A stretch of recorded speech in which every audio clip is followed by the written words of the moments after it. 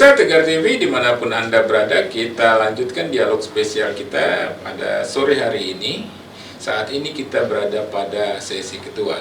Sesi pertama, sesi kedua banyak hal yang sudah dibahas terkait kegiatan LDI. Ini yang terakhir tadi di sesi kedua, Pak RI Sensus tadi. Ini kita terpotong soal kegiatan-kegiatan, kan ada dua ya kegiatannya, baik bersih-bersih maupun upacara. Ini lengkapnya gimana Pak? Jadi masih meneruskan tadi, tadi kaitan dengan proklim tadi, program kampung iklim, memang berkaitan dengan kebersihan dan untuk penjagaan iklim sekitarnya. Kita punya program kemarin adalah 1000 deklarasi 1000 jugangan Pak, kalau bahasa Jawa jugangan itu lubang, milih sampah. Jadi dari keluarga itu sudah memilih yang organik dan organik, nanti yang organik masukkan ke lubang itu, ke jugangan namanya lubang Pak. Nah itu nanti kan terus banyak daun dan sebagainya jadi pupuk organik. Kemudian yang plastik yang seperti botol dan sebagainya terkumpulkan nanti disetorkan di bank sampah. Bank sampah itu nanti menjadi produk dijual pada itu. Nah itu yang kegiatan seperti itu, kegiatan yang sedang kita lakukan. Dan masyarakat diharapkan itu kebersihan lingkungan harus dijaga Pak, menanam bunga dan sebagainya sehingga ekosistem yang ada itu terjaga. Itu kaitan dengan kebersihan. Kemudian yang kedua kaitan dengan ulang tahun upacara. Dan kita gerakkan semuanya. Upacara diharapkan masing-masing sekitar masjid yang fasilitasnya memadai, representatif bisa dilaksanakan, kita lakukan upacara. 17 Agustus. Iya. Dan kita monitor dan kita harus melaporkan ke kami. Ya, dan kami juga sudah ditugaskan gimana? Kita juga ditugaskan Pak. Saya misalnya besok pembina upacara di Sukarame di Sukabumi di lapangan masjid itu. Itu termasuk ini juga Pak, bahwa kebangsaan itu. Iya, betul. Kebangsaan LDI tadi. Iya, betul Pak. Jadi itu salah satu meningkatkan rasa nasionalisme, cinta tanah air. Cita sama dan jiwa spirit untuk kebanggaan, nilai-nilai perjuangan harus ditegakkan kembali. Karena tonggak sejarah kan 17 Agustus ini. Salah satu 17 Agustus ini tonggak sejarah. Setelah 1928 Oktober Hari Sumpah Pemuda kan gitu. Sejarah mulai dari 1908 Budi Utomo, 1928 Sumpah Pemuda dengan Sumpah Pemudanya itu. Kemudian 17 Agustus lah tonggak sejarah kita. Nah, jadi ada upacara di tanggal 17 Agustus Iya. Kecuali kalau Pak Ketua nanti sudah mulai Pemda dan sebagainya. Tapi yang pengurus yang lainnya ikut dibagi untuk menjadi pembina upacara di masing-masing. Nah ini kita gerakkan di masing-masing PCPAJ.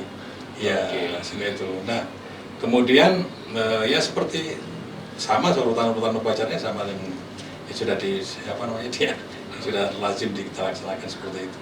Itu kemudian di samping itu juga ada lomba-lomba Pak. Lomba-lomba. Pertama nanti kita ini tempat kita tadi ini anak kecil ada pawai obor Pak. Dari anak PAUD sampai dengan SMA itu bawa obor, kita kelilingan lingkungan sambil meneriakkan yel-yel merdeka sama lagu Indonesia Raya. Tujuannya itu lagu kebangsaan. Tujuannya itu untuk memberikan edukasi lah, walaupun seperti itu sampai disampaikan bahwa kita seperti itu pada saat merebut kemerdekaan seperti itu. Nah ini Pak, jadi seperti itu ada yang macam-macam, yang lomba-lomba macam-macam, lomba-lomba lagu nasional dan sebagainya. Itu rame juga itu. Ada hadiahnya juga. Tapi itu memang rutin ya? Rutin Pak. Setiap tahun khususnya 17 Agustus ya? Iya, dan ini lebih ditekankan oleh DPP, Ketua Umum. Kalau dulu belum ada, sebenarnya kalau sekarang betul-betul instruksi nomor 8 tahun 2023 gitu. Ya Pak Ketua, ini komentar soal kegiatan menyambut HUT RI ini Pak Ketua seperti itu. Jadi kan yang tadi saya bilang program Bakti LDI itu negeri itu kan nomor satunya kebangsaan.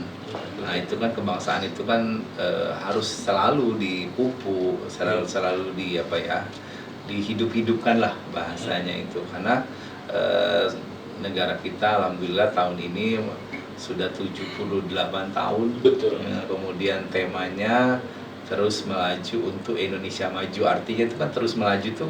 Memang kita juga harus jujur dong, kita harus mengakui bahwa pembangunan di negara kita sudah rasakan ya. Sangat banyak lah, kita juga tidak boleh menjadi orang yang tidak apa ya, kalau bahasanya dalam agama itu kufur nikmat. Jadi kita bisa hidup di alam Indonesia, di suasana menjadi sebuah negara yang merdeka dan berdaulat, itu sudah banyak hal yang kita sudah dapatkan ya. Kemajuan-kemajuan. Adapun memang di sana sini ada kekurangan, tuh ada sesuatu yang wajar menurut saya ya. Kita juga artinya itu jangan juga ini menjadi apa ya, kelemahan di ada beberapa kekurangan ataupun kelemahan itu jadinya kita mengurangi nilai untuk mencintai negara Indonesia gitu loh. Jadi kan kita ini kan hidup dan besar di sini, kemudian juga kita mencari makan di sini ya, insya Allah tadi saya bilang kita akan dikuburkan di Indonesia. Apa yang kita bisa lakukan tentunya ya, kami juga tahu bahwa misalnya ditanya kelemahan, ada 26 juta penduduk Indonesia yang masih di bawah garis kemiskinan, angka pengangguran katanya lumayan banyak, apalagi setelah pandemi ya, banyak perusahaan yang mengalami disruption dan sebagainya, itu sesuatu ya tantangan.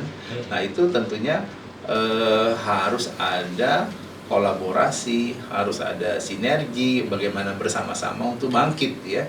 Nah itu jadi memang momen hari ulang tahun kemerdekaan ini kita jadikan sebagai bagaimana sama-sama kita merawat Indonesia ini ke depannya menjadi lebih baik lagi, menjadi lebih solid lagi, menjadi bangsa yang disegani. Nah ini mungkin Pak Umar ya, kita tahu lah ya tahun depan kita tahun politik. Betul. Meskipun katanya tahun depan, tapi hawanya sudah sudah terasa nih ya. Nah, ini juga mari sesama anak bangsa kita juga berharap pesta demokrasi itu benar-benar pesta.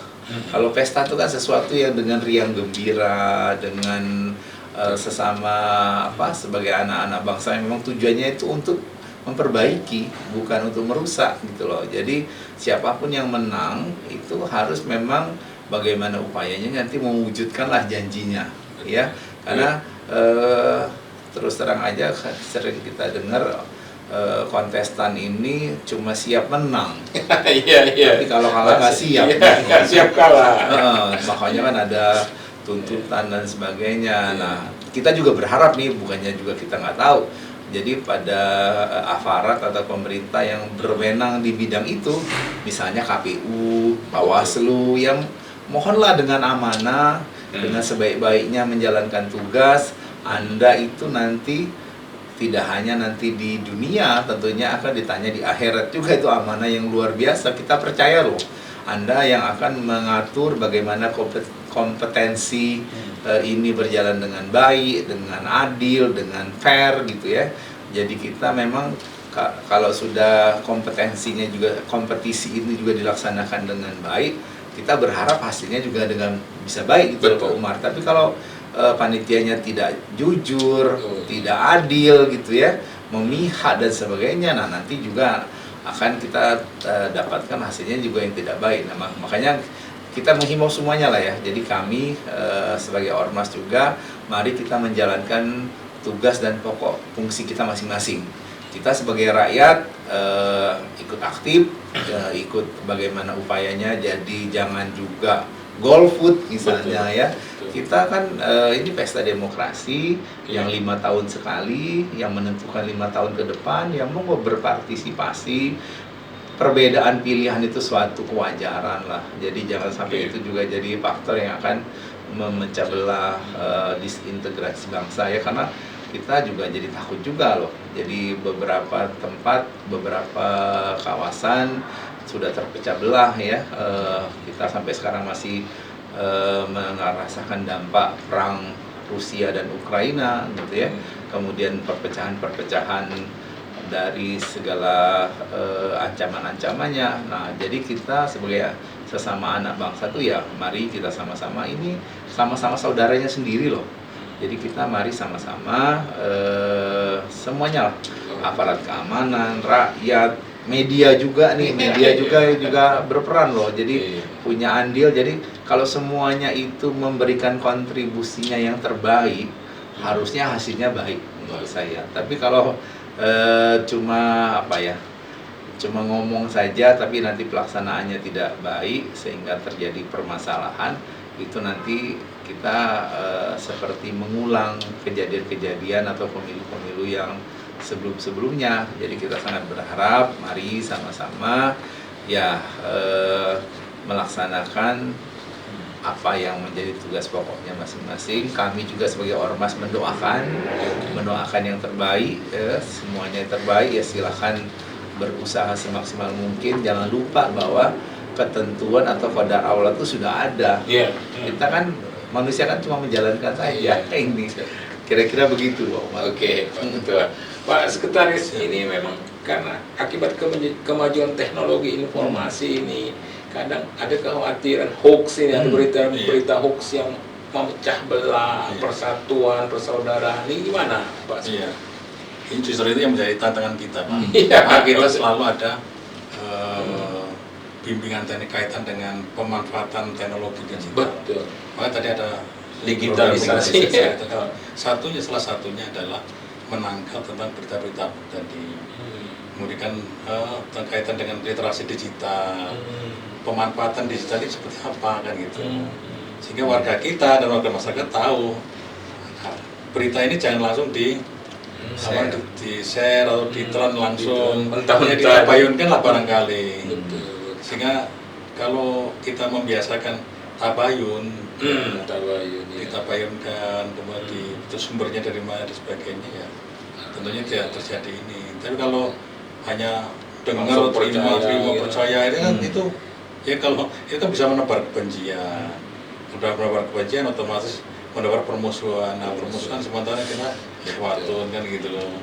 Nah, ini yang kita ini bersaudara, tadi yang dijelaskan Pak Ketua tadi. Ini yang harus kita sikapi seperti itu.